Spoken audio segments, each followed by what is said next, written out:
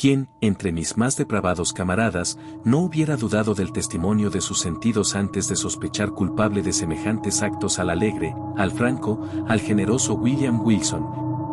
El más noble y liberal compañero de Oxford, cuyas locuras, al decir de sus parásitos, no eran más que locuras de la juventud y la fantasía, cuyos errores solo eran caprichos inimitables, cuyos vicios más negros no pasaban de ligeras y atrevidas extravagancias. Llevaba ya 2 años entregado con todo éxito a estas actividades cuando llegó a la universidad un joven noble, un parvenu llamado Glendinning, a quien los rumores daban por más rico que Herodes Ático, sin que sus riquezas le hubieran costado más que a éste. Pronto me di cuenta de que era un simple, y, naturalmente, lo consideré sujeto adecuado para ejercer sobre él mis habilidades. Logré hacerlo jugar conmigo varias veces y, procediendo como todos los tahures, le permití ganar considerables sumas a fin de envolverlo más efectivamente en mis redes. Por fin, maduros mis planes, me encontré con él, decidido a que esta partida fuera decisiva, en las habitaciones de un camarada llamado Preston, que nos conocía íntimamente a ambos, aunque no abrigaba la más remota sospecha de mis intenciones. Para dar a todo esto un mejor color, me había arreglado para que fuéramos 8 o 10 invitados. Y me ingenié cuidadosamente a fin de que la invitación a jugar surgiera como por casualidad y que la misma víctima la propusiera.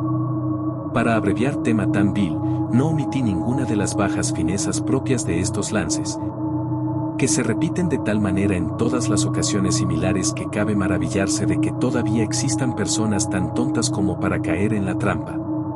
Era ya muy entrada la noche cuando efectué por fin la maniobra que me dejó frente a Glendinning como único antagonista. El juego era mi favorito, el écarté.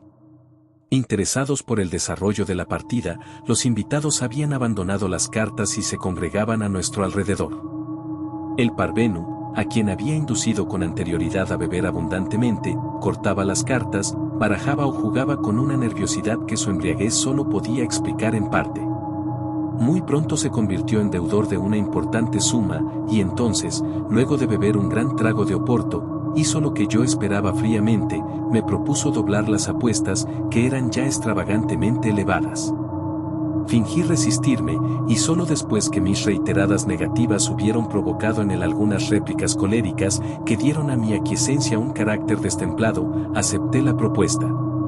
Como es natural, el resultado demostró hasta qué punto la presa había caído en mis redes. En menos de 1 hora su deuda se había cuadruplicado. Desde hacía un momento, el rostro de Glendinning perdía la rubicundez que el vino le había prestado y me asombró advertir que se cubría de una palidez casi mortal. Si digo que me asombró se debe a que mis averiguaciones anteriores presentaban a mi adversario como inmensamente rico, y, aunque las sumas perdidas eran muy grandes, no podían preocuparlo seriamente y mucho menos perturbarlo en la forma en que lo estaba viendo. La primera idea que se me ocurrió fue que se trataba de los efectos de la bebida, buscando mantener mi reputación a ojos de los testigos presentes, y no por razones altruistas. Me disponía a exigir perentoriamente la suspensión de la partida, cuando algunas frases que escuché a mi alrededor, así como una exclamación desesperada que profirió Glendinning, me dieron a entender que acababa de arruinarlo por completo, en circunstancias que lo llevaban a merecer la piedad de todos, y que deberían haberlo protegido hasta de las tentativas de un demonio. Difícil es decir ahora cuál hubiera sido mi conducta en ese momento. La lamentable condición de mi adversario creaba una atmósfera de penoso embarazo. Hubo un profundo silencio, durante el cual sentí que me ardían las mejillas bajo las miradas de desprecio o de reproche que me lanzaban los menos pervertidos. Confieso incluso que, al producirse una súbita y extraordinaria interrupción, mi pecho se alivió por un breve instante de la intolerable ansiedad que lo oprimía. Las grandes y pesadas puertas de la estancia se abrieron de golpe y de par en par, con un ímpetu tan vigoroso y arrollador que bastó para apagar todas las bujías. La muriente luz nos permitió, sin embargo, ver entrar a un desconocido, un hombre de mi talla, completamente embozado en una capa. La oscuridad era ahora total, y solamente podíamos sentir que aquel hombre estaba entre nosotros. Antes de que nadie pudiera recobrarse del profundo asombro que semejante conducta le había producido, oímos la voz del intruso. Señores, dijo, con una voz tan baja como clara, con un inolvidable susurro que me estremeció hasta la médula de los huesos. Señores, no me excusaré por mi conducta, ya que al obrar así no hago más que cumplir con un deber. Sin duda ignoran ustedes quién es la persona que acaba de ganar una gran suma de dinero a Lord Glendinning. He de proponerles, por tanto, una manera tan expeditiva como concluyente de cerciorarse al respecto. Bastará con que examinen el forro de su puño izquierdo y los pequeños paquetes que encontrarán en los bolsillos de su bata bordada. Mientras hablaba, el silencio era tan profundo que se hubiera oído caer una aguja en el suelo. Dichas esas palabras, partió tan bruscamente como había entrado. ¿Puedo describiré mis sensaciones?